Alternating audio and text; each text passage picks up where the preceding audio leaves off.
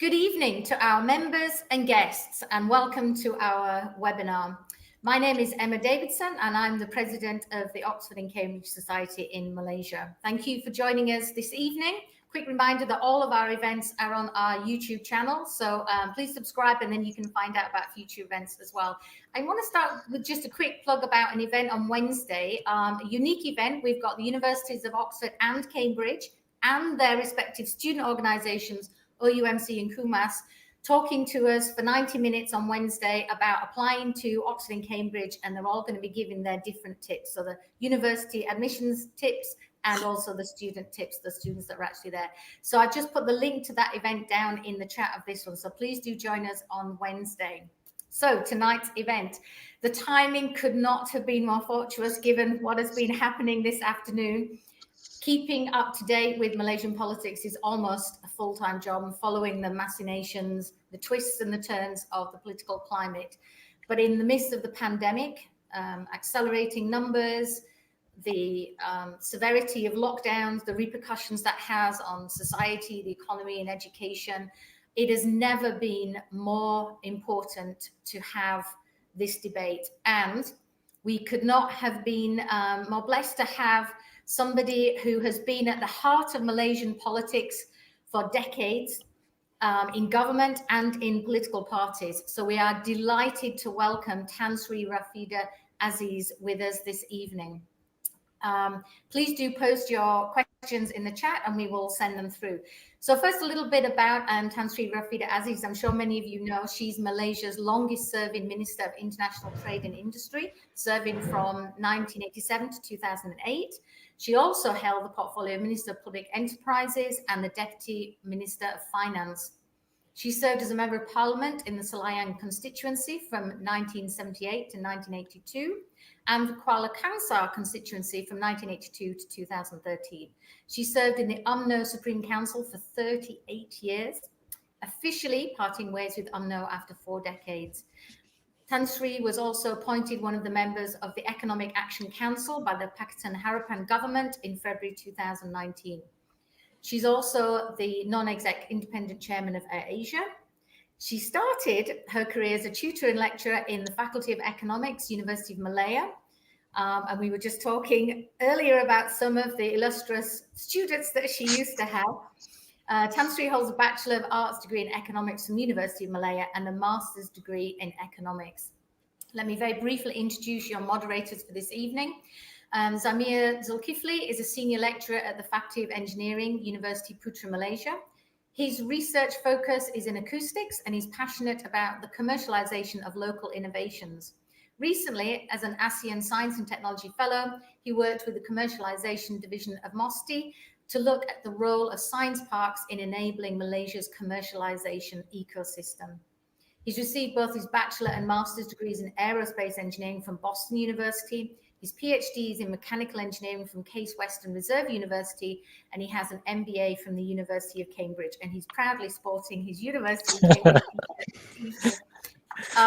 Faisal Arif is the secretary of the Oxford and Cambridge Society of Malaysia. He runs Border Pass, an award-winning company that lets visitors go through the immigration at airports in seconds, and we are all desperate to use Border Pass when we can all start traveling again. He studied law at Cambridge University and Columbia University, where he was a Fulbright scholar. So I'm going to pass you over now to Zamir and Faisal. Tan Sri Rafidah Aziz, welcome and thank you for joining us this evening. Thank you. That took 4 minutes already. Sorry. Thank you, Emma.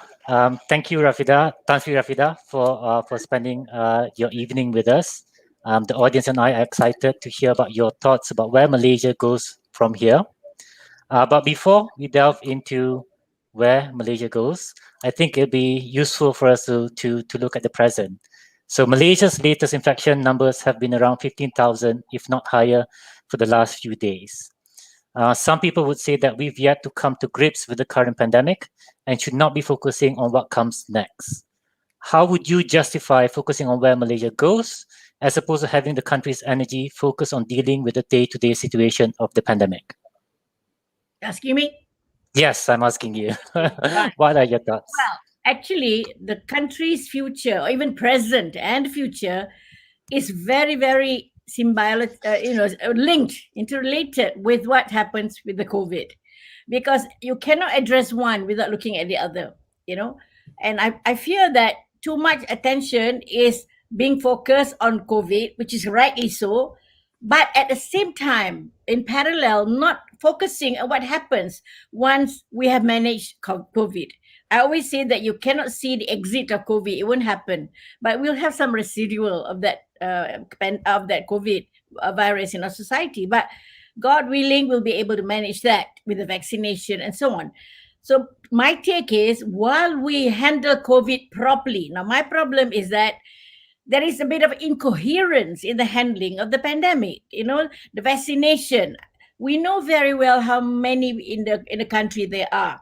Last year in November, the Prime Minister, no less, and the Minister who's in charge of the vaccinations committee, whatever they call it, too many committees, too many acronyms, but you know what I'm talking about, announced in November publicly that all Malaysians will be getting the vaccines free of charge. Secondly, all workers, foreigners, undocumented immigrants will also be vaccinated free, including, of course, foreigners residing here. That's a public commitment, all right? That was November last year. Don't tell me they're forgotten. Now they want to sell the vaccines. Oh, that's very startling news. So people now become hesitant. I mean, if you see the kind of damage that's been done to people's livelihoods and lives even, how are they going to manage to go across districts and so on to be vaccinated with these lockdowns? And most importantly, where would they have the money to go take a bus or whatever it is, transport, to go to the place where they're supposed to be vaccinated? So that handling of the pandemic has been a bit short from what we expect it to be. So there have been a lot of suggestions that you must do in situ vaccination, so that instead of asking these thousands of people to go this it's like a mega mall concept, except there's a mega center. I don't know why there's need for the hype. Get the jabs into the arms. That's all you want to do. Let it be in the house itself, without the guy or the woman or the elderly woman having to take a bus or whatever to go to a vaccination center. Okay, the era of the mega center is over, because we know that infections happen to be there. You've got mega clusters, mega problems. Now, only after a year, more than a year, they're going in situ, going on with mobile clinics, going house to house, and so on and so forth. The ministers are saying, we will go into the colleges and invest in it. I mean, you do it after 1.5 years?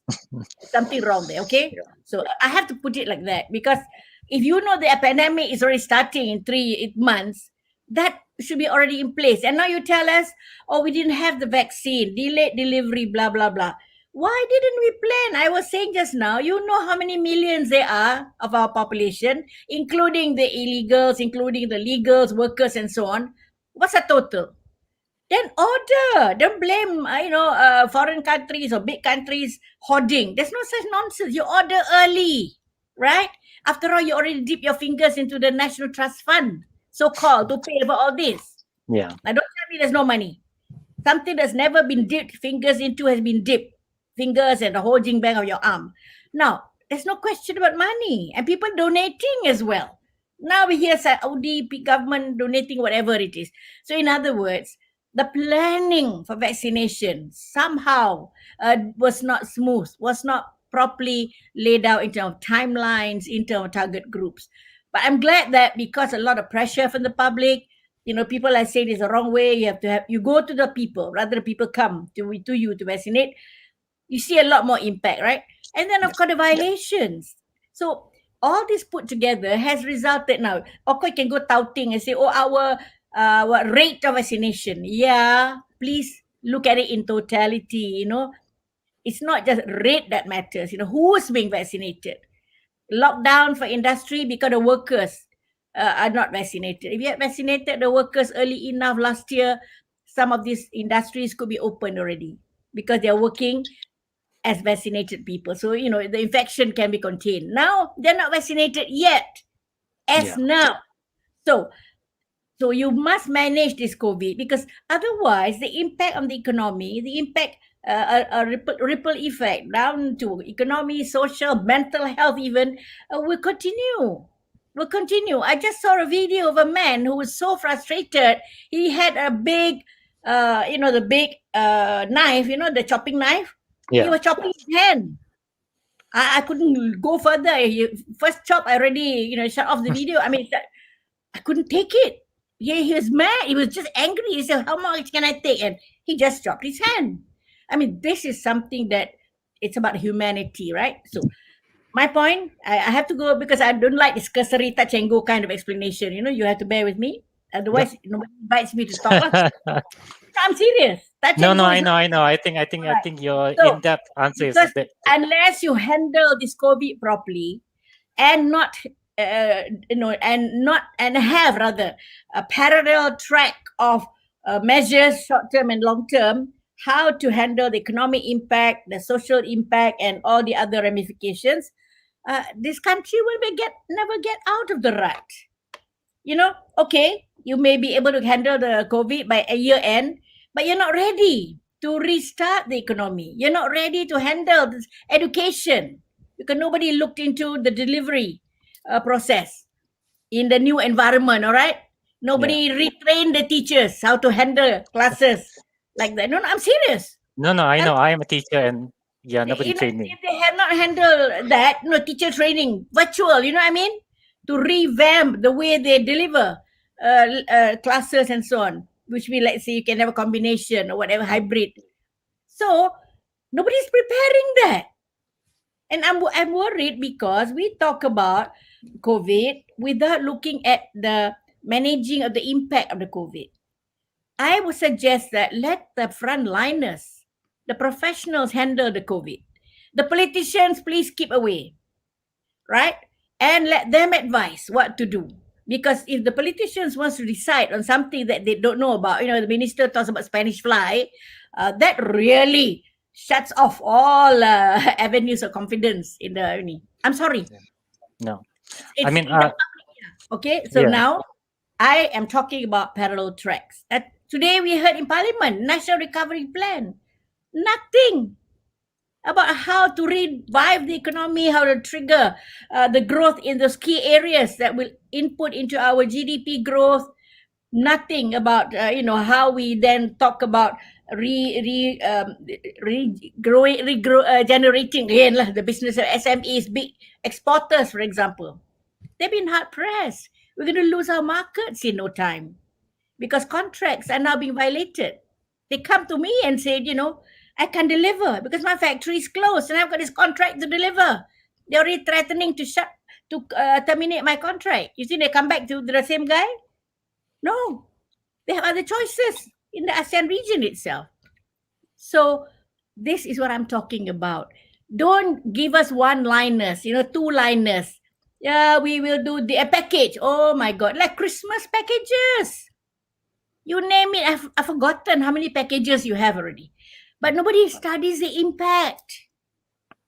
The impact, whether it's SME, micro, somebody must do it. But you have ministries. Why aren't the ministers and ministries doing it? You see, everybody has stakeholders, right? Every minister and ministry just concentrate on stakeholders and then come back in the cabinet and explain these are their problems. This is how we propose with engagement with the participants. All right, don't just do it yourself. Virtual. Engage with them, SMEs, big companies, foreigners, whatever. Then you come back and that becomes a national recovery plan. Nothing. All I hear in Parliament is the same two-liners. Package this, package that. I'm sorry, nobody's interested in what the names are. Yeah. For every package, there's a name. How can you even remember? Where can 500 ringgit go? Yes. I mean, that's what I'm hearing is that the government, you're saying that government could do better. Before I let Faisal ask his question, let me play a devil's advocate. As someone who has been minister, should the government be trying to find the perfect solution all the time, as opposed to prioritizing achievable and actionable solutions during a pandemic, so to say? Let's take the word perfect from any discussion. Perfection is only God Almighty, right? We must do our best. our level best to achieve what can be achieved under these very trying circumstances. But when you're not even trying, the benchmark is so low, and you think that, okay, we achieved this, hooray, I'm good. Well, we're going to be, as I've said, losing out. When it comes to the crunch, you find that we are actually left behind. The others have COVID too, but trust me, their governments are also handling the damage, the collateral damage of the COVID. For me, it has to do together. So you're saying that the government definitely can do a lot better than what they've done so far. That's an understatement. And for example, today in Parliament, without anybody in this country knowing, they revoked the emergency last week. That is a great shocker. Suddenly they realized, the emergency didn't work actually to handle COVID. We already told them that. I said, why are you using a bomb to kill off some rats? And the rulers' conference didn't agree to emergency. Then the Prime Minister went on his own and persuaded the Agong, let's have emergency. And then suddenly they suddenly today, not even an announcement, the minister just sort of on point of order. And then he said this. Yeah. I was in the house. I was shocked of my life. I said, what? Already revoked. They didn't even say, we will be revoking so that you MPs can now agree and approve. So you see, with that kind of mental attitude towards work and responsibility, how do you expect a coherent recovery plan to be in place? That's all.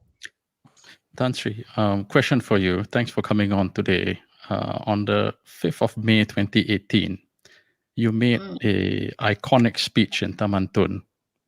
That I think was one of the key moments in GE14, that really swayed a lot of voters. Oh. I watched the speech again over the weekend, and talk about foreshadowing. There were frogs croaking in the background. And, fast forward to 2021, every party in Parliament has been given the chance to run the country, and they've all blown it, either collectively because they can't work together, or individually because they lack the ability. Orang Melayu kata, kena ukur badan di baju sendiri lah, And now we have this national... And now we have this National Recovery Council, again, composed of the very same politicians who couldn't deliver. And it seems like yet another committee of politicians seems to be the last thing the country needs right now, On top of all the other committees, you mentioned the too many acronyms. You've got the MKN, NSC, you've got the CITF, you've got the Economic Council. Now, with that background, do you sympathize with the view that a team of no-nonsense technocrats are needed to get Malaysia's economy and public health system back on track on an interim basis, at least until GE15, with the politicians out of the way? Maybe, your names come up as someone, maybe an Azman Mokhtar, a Wahid Umar, public health professor Adiba, because we can't wait until GE15 to clean this mess up. The crisis is here and now. Tan Sri, your thoughts? Well, I do not know. I don't want to get involved in the choice of people in the committee, right? But it doesn't mean you have to sit there in order to participate. I mean, if I look at it, if this is my country and I want to say my 2 cents worth, whatever it is, but of course I don't just simply speak of lip service. When I talk and when I do an article, you can see that it's all factual. It is something that's implementable. I'm not a politician. Basically, I'm a technocrat dragged into politics. So that I have to mention. I'm a professional dragged into politics because I can serve. So fine. So I still remain a professional and a technocrat. Now, it doesn't mean that the person must sit there in order to of course, it's good to be there, right? But supposing that it's all that there is to it, politicians there, allow others outside to input, even members of your society. There might be the things that you want to input in the area of education, in the area of technical training. Remember, your own field. It doesn't mean that you have to speak. You can propose. That hasn't been announced that others can come. No, it doesn't. I would love to propose some things that I see. I don't have to be there. Here's my 2 cents contribution. Go through it and see if it's valid. Get the ministries to look. And I tell you, once you allow that added value to be enhanced by participation virtually. Now we call it virtually, right? From people, from the young people, from people in society at large, in the various sectors. I'm telling you, then the recovery plan would be very meaningful, because the ideas would come from people who understand what it's all about and who do not factor themselves in. I would like to say, okay, my name has been mentioned here, there, and everywhere. I always tell people, I never ask to be mentioned. Secondly, it's bad for anybody to factor himself or herself in anything at all. That is the last thing we should ever do, to factor yourself in any equation. So, having said that, do you wonder why politicians are there? Right? Because they're factoring Struggling to themselves. understand that. No, because politicians will always say, yes, sir, this is good. Yes, sir, this is good. You get somebody like me, if it's bad, it's bad. I'm not going to say, yeah, it's good just because I want to save my position as member of parliament or minister or whatever, right? Yeah. You don't like it, fine. So be it. But I'm not going to say I should fine-tune my language, my intervention, so that I'm okay in the eyes of the powers that be. Our culture is like that, we are the pandering culture. Yeah. It's up to you, young people. It seems to be that's exactly what the country needs right now. Taskmasters, people who can deliver, who have real track records. Or no, people. Well, I don't know what you want to brand them, but people who love this nation enough not to think about themselves, to say it without fear or for favor. You know what I mean? Yeah. And the government must accept it, knowing very well that these people are not expecting rewards. Nobody expects any rewards for saying something that is good in their area of expertise for the country, right? Yeah. Because they're so used to frogs in politics. So you open your mouth, you must be croaking to get a post. No. So different from the reality in the country right now, right? Exactly. Zamir, over back to you then. So talking about frogs, so you mentioned recently that political stability is important for Malaysia to be able to attract foreign direct investments. And I think most of the country saw what happened today in Parliament. So yes, how do you think we can achieve political stability just, to make ourselves, to set out the country up to be a location of choice for FDIs in the region? Before even you go to the step stability, what we are witnessing today is the violation of democratic process, politics that don't care for the ramifications, politics that has no transparency. I mean, the revoking of the emergency without anybody knowing, I think that's a big shocker. My WhatsApp is full of people who say, what? You know what? We didn't know.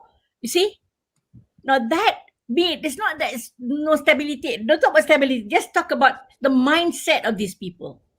Now, the foreigners are going to invest, even the Malaysians are going to invest. They're going to say, am I going to invest in a country where things like this are happening? Today, you say something, tomorrow you change it, where there's no transparency of governance, let alone about accountability. The MPs will say, we spend almost $1 trillion. Why are you not explaining where it went, what's the effectiveness, blah, blah, blah, blah, right? Because nobody went to parliament. There's no parliament to get endorsement. No supplementary supply bills came up. I think the MPs would have approved if you call parliament, say we need 10 billion for this. I'm sure they would have approved. They may argue on the numbers, like what's happening in the US, but eventually they'll say, yeah, we'll agree because for the rakyat. At least they go back happy to say, okay, we know where it's going. Now we don't know. So, under one big line, vaccines, and another line, communications, under another line, I don't know what, SMEs. And yet you see the SMEs are quarreling, arguing to say we're not getting anything. You ask SME Association, they're very upset. How many hundreds of SMEs are going to close by October? So when you talk about stability, now we have to move back a bit. Are people happy to see this kind of environment where the government itself is not even transparent? No. Then people say, if that's a kind of government, that will be definitely not a stable government, because they're scared to do anything that is open and transparent for fear that somebody doesn't like it and they lose votes and out they go. See, so you see the impact and cause and we call this cause and effect of the lack of transparency, lack of good governance, and so on. It brings up instability. And who wants to invest? Would you? Well, I definitely want to know what's going to happen tomorrow. So exactly my point. Because I'm used to it 22 years, talking to investors big and small. So, Billion dollar companies in US, Europe, and I meet the number one, the number one guy, and they praised us because you're the most stable in the region. Yes, we're coming. They came. Now they've gone off. Quietly, they've gone off. So we definitely need to find. Huh? Tan Sri, we've had a few questions about corruption. In the context of, a lot of young people right now feel very frustrated with the state of the nation, but many are reluctant to get into politics because of corruption. And corruption is not a new issue. Tun Mahathir spoke about it at length in his UMNO presidential speech in 1996. Did the country's past leadership fail to instill these virtues in the current generation? And you in your book, you mentioned, when you were deputy minister of trade, you found contracts for 4 ringgit per packet of instant noodles. Minister of Finance. Oh, deputy minister of finance. I stand corrected. You found, military contracts 4 ringgit for a packet of instant noodles, and for our young viewers and young MPs out there, wink wink, is corruption a reality that they just have to stomach if they want to get into politics or business in Malaysia? Or do we need a new generation of leaders? Like Tun Dr. Ismail, Tan Siew Sin, Tan Sri Tong Yao Hong, Zain Azrai. These are people whose integrity was unquestioned and had a zero tolerance for corruption. Where are we going on this? Let me put it this way. Corruption has got nothing to do with age. It's got nothing to do with generation. It's not a generational thing. It's got to do with one's personal values, one's life compass, one's upholding of principles. All right. If you know what's good in terms of values and principles, then you will not indulge in all this. I mean, corruption is not about, contracts, tenders. Corruption is about using your power, your authority in a way that's not authorized, that's not legal, because you're going to receive some benefit out of it. All right. You put your family there, you put your son there. That's also corruption, right? Let alone having a contract that you decide upon, and then I say, okay, I'll give you, provided, you add on another 2% and you give me. Well, that's a kind of very blatant. So corruption's got, as you know, a whole context and a spectrum of it. But having said that, I don't think it's generational. It is the individuals in that generation. In my generation, corruption was an aberration.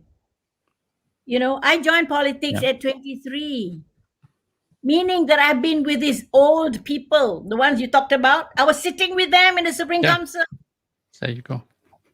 You see, I could see how sterling they were, in the sense, when we made the decision, they didn't think about Malays. They thought about the country. Mm-hmm. And there was no talk about money, nothing. And that's how I learned. Yeah. And of course, my own upbringing with my parents and my school, where the nuns told me, don't ever pick even a 5-cent coin that dropped on the floor rather. Because if you took that 5-cent coin, you're depriving somebody of recess money. 5 cents, you can eat something those days in the 50s. Or it's a bus fare home for that girl. So take the money, give to the teacher, she will announce who lost 5 cents. So that's honesty. I remember it to this moment. So with my generation, I call it my generation, although that's not what I mean, is that what I know, It is each of us. We abhor corruption. We abhor abuse of authority. Decision making is not ultimately in the person. It's in a committee, so that you have, shared responsibility and input of ideas. And of course, procedures are clear. No discretion. I hate discretion. People are that I know, my colleagues, we don't have discretionary power. We don't. We don't use it. We can if we want to, but we institute Mm. mechanisms to avoid discretionary power. Why? Because we are all weak humans, right? Yeah. Remember? Yeah. If we remember we're weak humans, we strengthen ourselves by having these firewalls that allow us to be responsible in our governance. So, with the young people, we have hopes for you.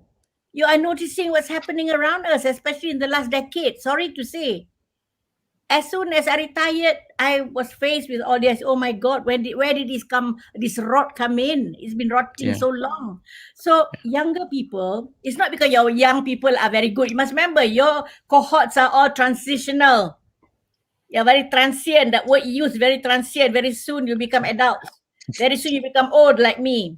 Right? So it is really transient, it is transitional. From a kid to the youth, and then you become oldies. It is this time that you must now ingrain yourself with the values and principles that prevent you from abusing authority in whatever you do, whether you're public sector or private sector. You think the private sector don't have corruption? I always tell them. There's more in there, I think. Yeah. Yeah, I told them. I told the chambers, international chamber no less. You look at how much development around the country. It's all private sector development.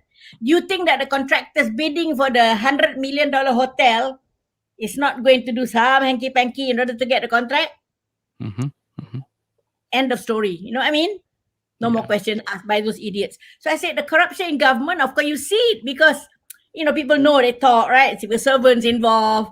But in a small organization like a company, not too many people know.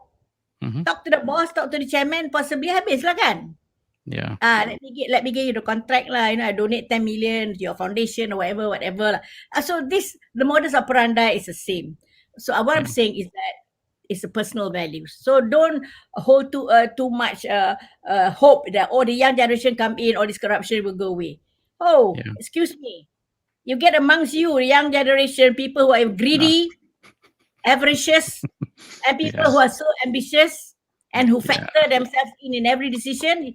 You get worse crooks than what we have now. I won't disagree with you there. Exactly. Thank you. Because, this is about personal, right? But let it be in our society with time. Corruption and all those are aberrations only. Let's go back to that, because as I've said, from time immemorial, this has happened, right? Yes. Those days, thousands of years ago, as long as there was a government in power anywhere in the world, there was some form of corruption. But let it be an aberration, meaning that it pops up once and then people get jailed or whatever, right?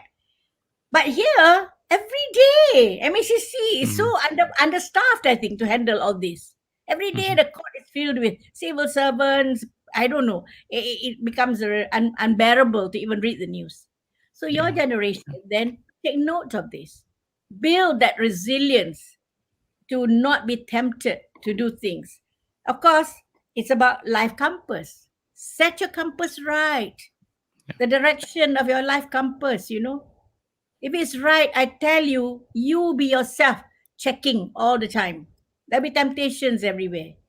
My mother always said, and I quote this to everybody. She said, live a blessed life. Hidup berkat. And I used to ask her, berkat tu apa? Yang kan? Berkat macam mana? Berkat maknanya tidur lelap, tak ada dosa pada orang, Tuhan tahu, habis cerita. So simple her explanation. So I tell everybody, hidup berkat. And then at 80, 90, like look at Tun, for example, right? He's living life. See? Berkat. I told Mahdi I can ask him. He was grateful that God has given him that thinking process, still intact his health and so. He told me, So I said, Tun, I have the 80-20 or even 70-30 ratio, which means that in your life, if you've done 70% good, 30% because of human failings, your personal sins of omission, you know what I mean? Tak cukup sembahyang, blah, blah, blah, blah, blah. Yeah. That 70%, what more if it's 80, is counted by the God Almighty. So you have done well. All people see are your 20%, whatever it is, but they forget 80% you did. Yeah. God has given you that life that is full of, joy and ability to still think. My God, it's 96. Sure. Yeah. Right? Now, Yeah. I told him that to his face, one-on-one. I just did that. You can ask him. Because Yeah. I believe in that, We're humans. We cannot be 100%. So perfection is not ours, but at least 70-30 lah. Mhm. While you are, especially in public service, I'm talking about people in public service, kan, not in their private lives. Private life dia dengan God lah, dia punya sin. But I'm talking about 70-30. And normally the 30 is really your own mistake or your stupidity kind of thing, kan? Mhm. You cannot discount Good that. advice, Tan Sri. Thanks for that. Zamir, you got another one? I think it's very, I think it's good to hear Tan Sri Rafidah say, that the profound truths are very simple. Just have a good compass, and I think that goes to everybody, especially the youth of Malaysia. I think we should probably go to the floor and answer some questions from the floor. If you're okay with that, Tan Sri Rafidah? Oh yeah, of course. You read out the comments, yeah? Okay. So the first question is from Tan Sri Raymond. Raymond. Yes. So his question is, do most Malays want a Malay Malaysia or Malaysian Malaysia? You're asking the wrong person, Raymond. You know me very well. I grew up in a very multiracial environment. If you, just to give an example, my chat group is called Pioneer Friends, And you know how many people we have there? We had 14. One just died in March last year. So we're left with 13. Multiracial. We never realized that one is a Chinese, one Indian, one Eurasian, one Melayu. We never talk about it. I just call them Ivy, Rosemary, Rafidah, Raj. Because we grew up in an environment that had no hang-ups about what religion you are or what race you are. So you're asking the wrong person. I don't talk in terms of gender even. You heard me just now? Yes. For me, race, gender, religion has no place in our discussion. Except that if we are talking about sharing those good values that everybody should have, right? Because good values are universal. Whether you're a Muslim, you're a Christian, good values, good principles cut across the board. Race, gender, religion, right? Now we're discussing that, good. But don't say your religion not so good, my religion, I'm going to heaven, you're going to hell, blah, blah, blah, blah. I can, I'm the chosen ones. Like, remember Trump said that? But that's not it. So I grew up in an environment that didn't know the word discrimination. We went to a Chinese shop and we called them Anjang. I remember. I was the one who did marketing as a 9-year-old, for God's sake, in Chowkit Road. Bawa basket. Nak pergi tu. You know what we call the two Chinese there? Two brothers? Anjang and Gumok. Dia panggil diri dia Gumok. So kita panggil Gumok juga lah. Gemuk. And Anjang lanky. So, Anjang. Okay. So you see, that was the mindset of people who do not see. And Raymond, I think we come from the same environment where we don't look at people. What color. And in fact, who's your great-grandfather? It doesn't matter to me. Does it matter to you? Well, I've been brought up to think it matters, but I think I've been overseas enough to know that it does not. I guess a follow-up to that question is the emphasis on differences, Malays, Chinese, woman, man, is that what led us to where we are now? Yes. And it's not so much culture. It's some people using that to get political brownie points, because they needed galleries. So talking to Malaysian gallery may not be easy for them because they are so silo thinking, right? Chimney thinking, I call it. So they said, okay, better to think on the religion side because my constituency that I'm aiming to be a member parliament of, whatever it is, more Malays. Right? Doesn't matter if the Chinese don't for me, so I'm going to mollycoddle the Malays and speak the Malay gallery. And what can be more, heartwarming to the Malays will be the Melayu. We are the Tuan here, although I'm driving the Taukis car, does not matter, but I'm still the Tuan. And of course, religion. You can debate religion, even if the guy is the biggest crook, he's quoting hadith. So he cannot be criticized. You see how shallow the thinking becomes eventually? The common denominator has been lowered so low that we begin to wonder, where is that community going? Right? Yeah. So let's not talk about different. There will be differences for sure, but let's talk about the commonalities. Like now, the COVID environment, don't tell me that the COVID will choose the ulama. No, I won't buy. I won't go into his nose. The Malays, I won't go into their nose. I go Chinese nose. No, the virus doesn't understand all this, or even dengue mosquito. So let's look at the similarities. In other words, we all want the same destiny, right? What is the destiny? For me, I want my children to be well educated. And my children didn't go to England like you. They're all Malaysian university. So we couldn't afford, right? Not right for me to get scholarships because I was a minister. So Malaysia told the children, you're not going anywhere, okay? Study hard here. Of course, those standards very high. But they did well, all right? So then now the grandchildren. And my destiny is the same as as Rema's destiny too. Which means that we would like to see our grandchildren now find a place in society, in the economy, right? With being hampered. That is a common destiny. And to be healthy, to get vaccinated. Don't tell me just because I'm a Malay, I want to be vaccinated first, be in the front queue. Hey, you see? So think about the commonalities. And this is what I want the new generation to think. And I'm observing, from mixing around with so many young people, as I've said, through the many conferences that I've spoken at. I find that there is some comfort because you, as the young generation, no longer see the differences. They understand it's going to be there forever. In fact, there'll be intermarriages even. But they know that, no. The commonalities is that I want to graduate, I want to pass, and then I want to get a job, right? And that is very competitive out there. So I have to perform my best. And most Malay young now don't say, I'm a Malay, no, must give to me. They feel malu. I'm sure both of you will agree with me, right? It's a great shame for a young Malay now or Melayu Putra to say, I deserve it because I'm a Melayu. Even though you hardly pass, middling only. But if you get there by your competence, your performance, the fact that you're a Malay is just a bonus for us, right? Yeah. You will be proud to tell your grandchildren, I didn't get because I'm a Malay. I got it because, I was like this, like this, like this. That is a story you should tell. Mhm. Definitely, I think something that it's Malaysia I would aspire and look forward to.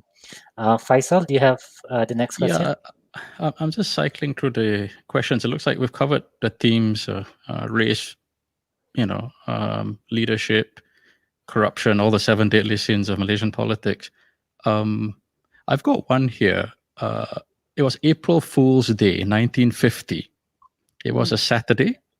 You were 6 years old at the time. Yeah. You had a day out at Lucky World Amusement Park and Batu Road, now Jalan Tar, right? And communist terrorists threw a grenade. 26 people were injured. It happened right before your eyes. You saw a man walk away without an arm. Your mother was covered in someone else's blood. And that was the first national emergency that you experienced, right? After that, we had the confrontasi.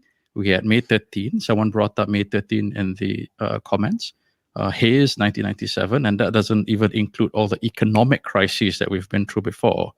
Tan Sri, in your view, how does COVID-19 rank among the national emergencies, economic crises that you've seen in your lifetime? How serious is it?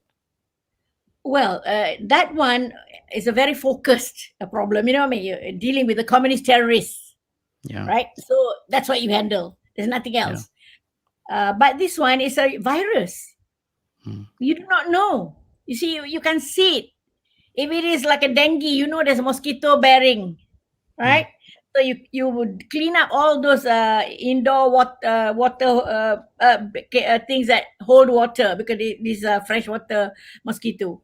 And you clean up and you disinfect, the mosquito dies, end of story, right? Yeah. Of course, in a while, in maybe 10 years' time, you get pop up here and there. But if you keep clean your surroundings, inshallah, there will not be dengue anymore. But this is so different. This global pandemic, right? And that is why the managing of this pandemic will need to have a fine-tuned approach, and the handling of the repercussions of the pandemic, I call it collateral damage, which is equally as severe, again, in a more fine-tuned manner. It cannot be politicized, ever. Never. This is the time for us to learn never to inject politics and political considerations in government decision-making. this would be a lesson to learn. If we don't learn from this and still continue with our perverted thinking of, I'm this party, I'm this race and blah, blah. Oh my God. I'd hate to think if there's a second round or whatever pandemic in the future. Yeah. There's so many lessons to be learned. We have now to reset the national compass, Okay. which is the collective compasses of all of us. Let's reset it together, okay? And Sounds good. resynchronize.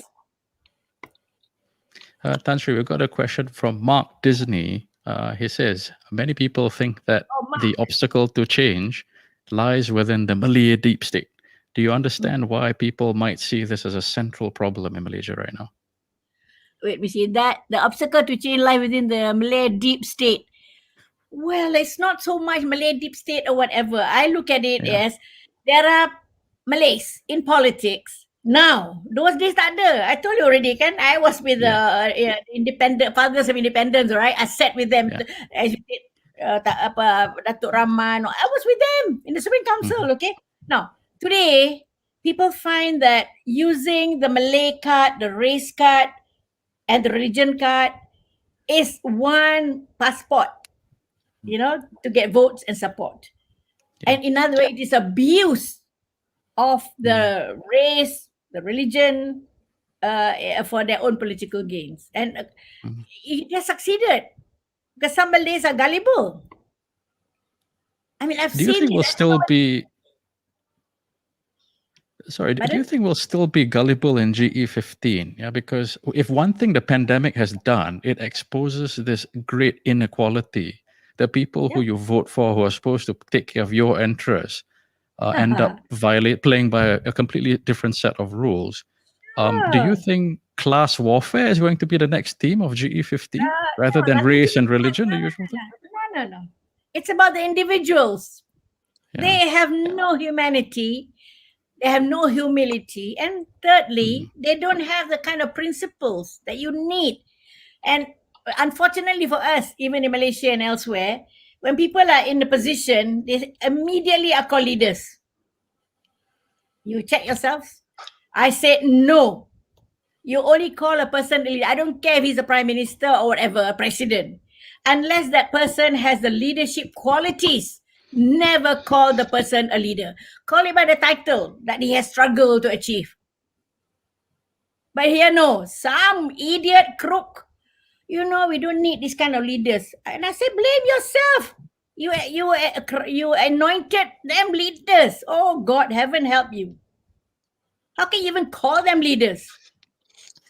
Yeah. You see, I mean, our interpretation of leaders is anybody who holds a position. That's why they're fighting for posts.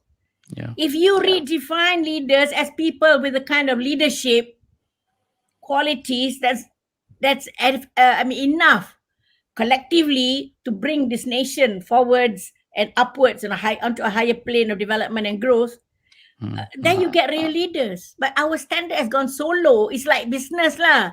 Wow, he's already $1 million class. He only sold 1 million. His debts in the government, in the bank is 2 million. His turnover was 1 million. Profit belum tahu lagi kan? No, dia 1 million already. Empire. Correct? See how we have gone so low in ascribing titles or names to things. And just now you say icon. I see the word icon so liberal. People call me, icon. I say, forget it. I stop them half sentence. I'm not an icon. If you need icons in order to model yourself, then forget it lah. You should be your own best person, not follow anybody. Be your own best person. So I can only say that to the new generation, right? Because the old generation were doing it. I followed them. Yeah. They just being themselves. They had no icons. Talking about leaders, if I may follow up with a question from Hana Ghazali. Yes. She asks, have we failed at producing the next generation of leaders? There you are. Again, the word leaders. Yeah. Failed in his political leader succession planning. You shouldn't have those people there first. Yeah. How can you call them? You just say individuals who take over positions. Rephrase that. Then we get the right idea. That we all get the wrong people in. who are not fit to be called leaders. That's how we should measure, even in private sector. Just because your CEO is not a leader, when he's put there politically, correct? Yeah. Or when he's put there by virtue of being the son of the owner who was really very diligent entrepreneur, here comes the son, baru balik daripada university somewhere kan, become the top guy. Yeah. Know nothing about the business. Is he leader? No, because no leadership quality. It's the others in the team that's making the business work, right? He just sits in the cushy chair. So that's what I mean. We now have to redefine what we mean by things so that when we have higher benchmarks, higher expectations, higher standards, then we are raising performance levels everywhere, reaching that higher standards. But if we lower the standard, even some dungu we call a leader, you all deserve it lah. You puji-puji. I mean, it's just, I think Hannah is trying to get at, just to help it on a bit, in Singapore, you have the next upcoming prime minister resign as the next upcoming prime minister. Their succession planning is so deep. They've got 3G, 4G, 5G leadership and things. And we don't seem to have that deep bench of talent. I tell you what, they do it themselves. The succession planning is musical chairs, right? What are you talking about? There is planning, but not by us. There's no GE, remember? It's a backdoor government. So, okay, I be PM, you support me, right? I make you GLC member, I make you whatever, chief, whatever. I mean, horse trading is transactional politics. For as long as there is transactional politics in play, let's forget about this discussion. It's academic exercise. Let's stop this transactional politics. That word is very loaded. I'm not going to spend time explaining. I think you should know what it's all about, right? It's transactional politics, just like transactional decision making that leads to corruption. When everything becomes transactional, this country, or any country for that matter, will go down the drain. Well, we've got a question from Chaku Vadaketh. He said, looking back at your long career and looking at the state of the nation today, would you have done anything differently? Oh my God. I would rather die first than do what they're doing. I'd be so embarrassed for myself and my children who say, Mommy, what's wrong with you? Are you out of your mind? Yeah. The children are my best critics, my late husband. They say, what have you done? I mean, that alone is enough to put me on the right track if I ever veered, right?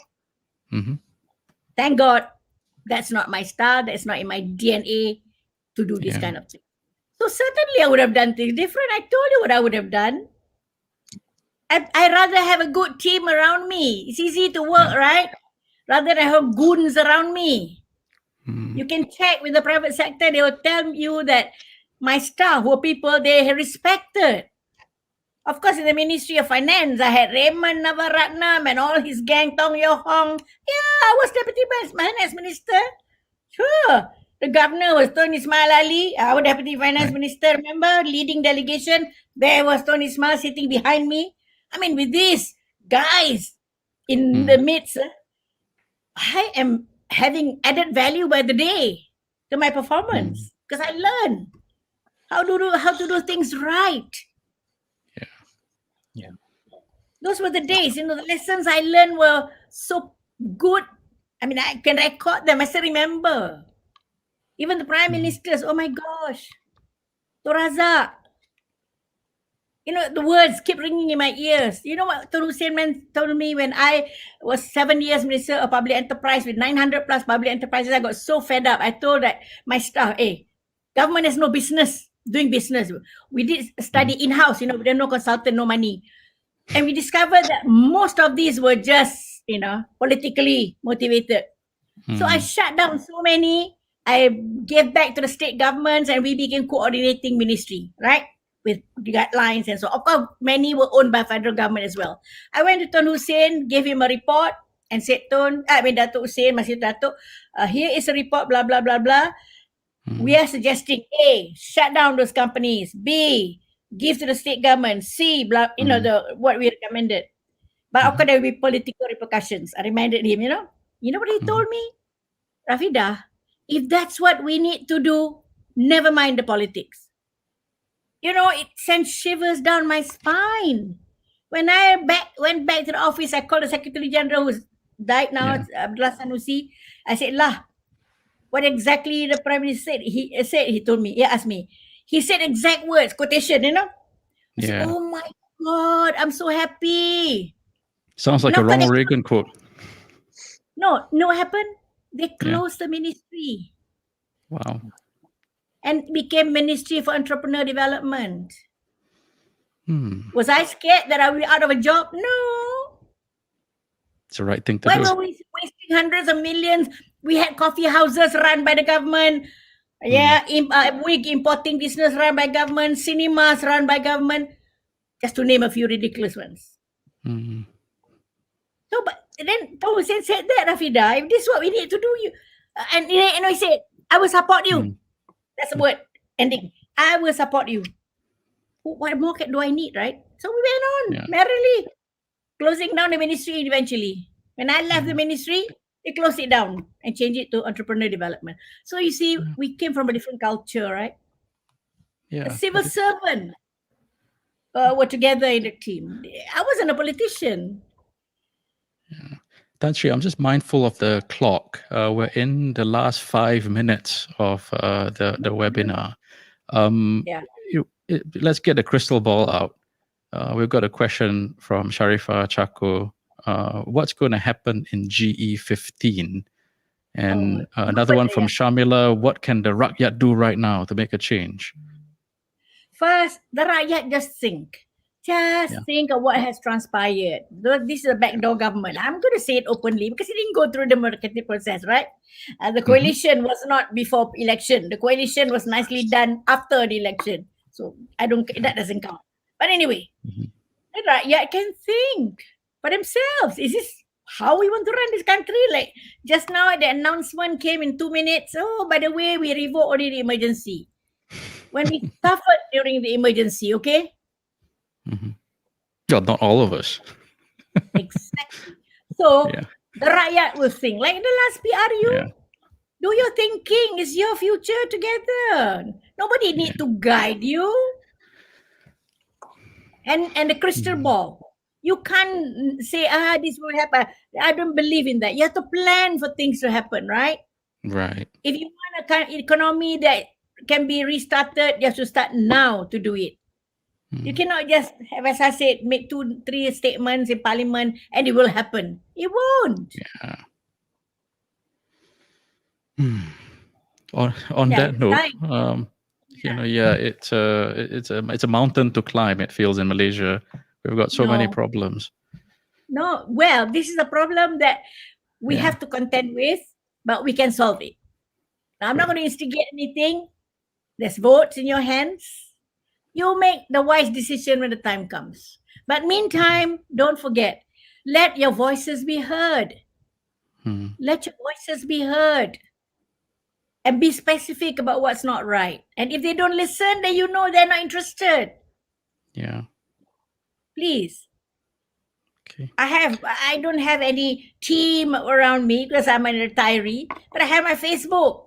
And media picks it up. And then in the end, people know what I'm thinking, right? Same thing. You all have your various channels. Do something productive. This is our country, Okay. On that note, thank you so much for your time, Tan Sri. When this is over, I hope that you can sign my copy of your book at some point. It'll be absolutely lovely. No, wait. That's not a book I wrote.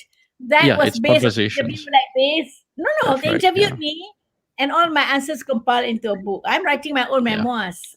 But I haven't exactly because I don't change, you see. Oh yeah, I'm writing. I think the last 3 chapters are in the offing now. It's been typed, the rest. We look forward to your reserve memoirs. a copy for me, please. Sure.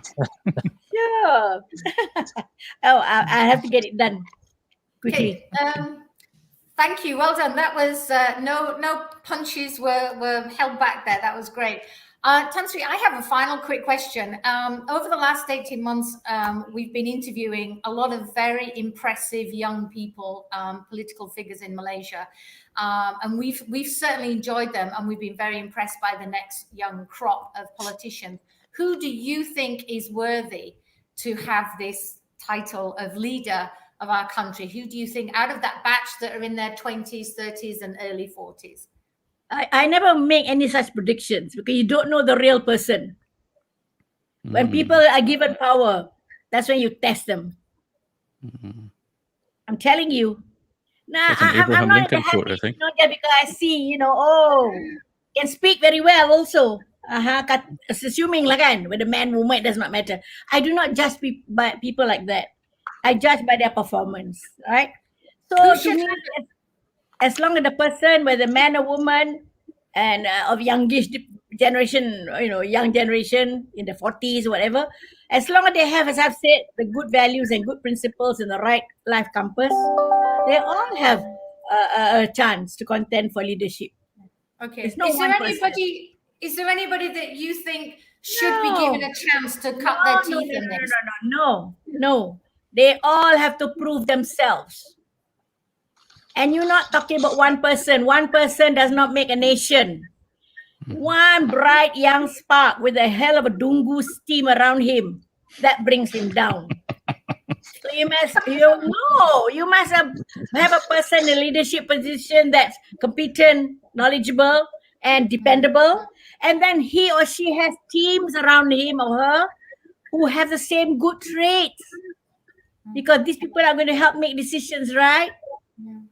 So when you have teams of people who are of the same wavelength and with the same values and principles in the main, then you are safe. Please don't judge that one person being very good, the whole country will be so. Hey, you're wrong.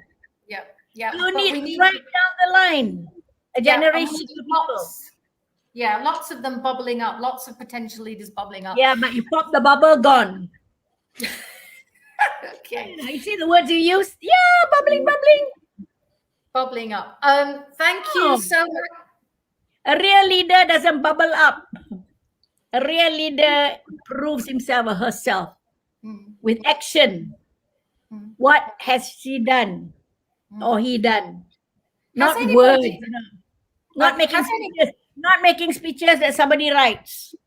Has anybody impressed you lately? No.